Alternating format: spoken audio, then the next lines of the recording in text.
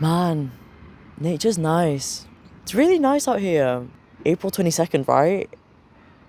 Oh, that means one thing. Don't you know? It's Earth Day. Every April 22nd since 1970, there's a global celebration of Earth Day. It's a chance to advocate, educate, and celebrate our planet. But why does that even matter? It's not like you see parades going up and down the street. Who cares about Earth Day? And whoa, whoa, whoa, whoa, whoa. I mean, before you go away and say, well, who cares? I mean, listen, the clothes that you're wearing, that's all because of the Earth. The food that you go buy, that's all here too. And I know those bills aren't getting any cheaper, and that's all because of the planet we live on. So sit down and listen up, because maybe Earth Day does matter. The Global Risk Perception Survey by the World Economic Forum found that pollution, biodiversity loss, and extreme weather events have all been deprioritized for other global issues like geopolitical tensions, economic instability, and AI. Yet it's these climate issues that have the most negative outlook for the future. So what gives? I mean, it's hard to ignore the political and economic tensions that are happening. It's everywhere. It's all that you see on the news and the conversations that we have. But whatever happened to climate change? Whatever happened to losing the turtles and the bees? It all just seems to disappear. I mean, I remember lockdown. I remember having these conversations about reusable water bottles and straws and upcycling textiles and reducing our waste. And that just seemed to go overnight. I suppose it was lockdown. I mean, what else did we have? We were forced inside, and all we had was our community and the world that was around us. Maybe a 1 hour walk outside, but besides that and binge watching another season of Derry Girls, what else do we have? It was what was around us that shaped our worlds for so many years. Lockdown forced us to slow down. It forced us to take a look at the environment that we were in, to look at the problems that we had in our local communities and face them head on. It showed us that those cities with dense car emissions did have a change because we couldn't use those cars anymore. Carbon dioxide emissions and methane emissions went down, and our health improved because of it. Those habitats that were less disturbed by people had an increase in wildlife. It made a difference. And yes, lockdown was not good. It was a horrible time for the whole planet. There seemed to be some benefit from it. I mean, we actually talked about the climate, things that were happening around us constantly. We actually took a look at the things that were happening. It's not like we talk about it anymore. It's not like these are the things that are in our news or in our topics of conversation.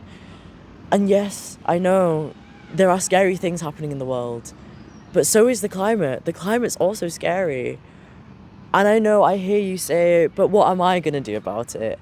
I'm one person out of many.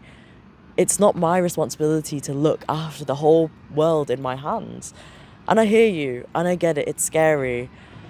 How can one person change anything when the world is all of us? We are part of a larger ecosystem that's so much bigger than us. It's the plants, the animals, the things in the sea and the sky. These are all the things that contribute to our world. It's seeing these things that are outside of our normal day-to-day lives, seeing these new perspectives that can help bring Earth to a better place that will benefit everything and everyone. Let's take a look back. We used Earth's resources to create hundreds of years of innovation. Yet doing so meant that we have pushed climate. There are so many bees, oh my god. Okay. Yet doing so has meant that we have pushed global warming to a point that is distinctly human. This isn't just a natural trend anymore. It's because of us. We exploited our planet. We exploited its resources because it gave us the resources to exploit. But is that really true? Is that really right? I mean, if we made the choice to exploit, don't we also have the choice to protect? And yes, we have that choice. We have that choice to protect the Earth. But when I say we, I don't just mean me or you or Sue down the road. We can't all just say we're all going to stop using fossil fuels right now. But it is important that we make that stance clear, that we say something about how we feel. How are we going to make change without other people listening to us? Think about it this way. Who gets to exploit these resources? Who determines what resources are the exploitable ones? Who decides where the next palm oil plantation will be? And who decides who is affected by that? Who lives next to the most polluted roads? Who dies because of deforestation? These are complicated questions, and climate change is very complex. But that's why it's not just you or me. It's everyone, all of us. You are part of a collective that is so much bigger than you are part of a collective that is so much bigger than just yourself. You are a part of the world around you, and you make a choice in that, and you make an impact. You are part of a community, an ecosystem, whether it's online or in person, that can speak and talk about the earth.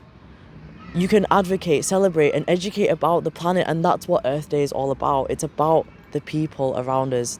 And at the end of the day, this is all we have. It's our planet, our Earth. The messy, the beautiful, the exciting, what we deplete and what we restore.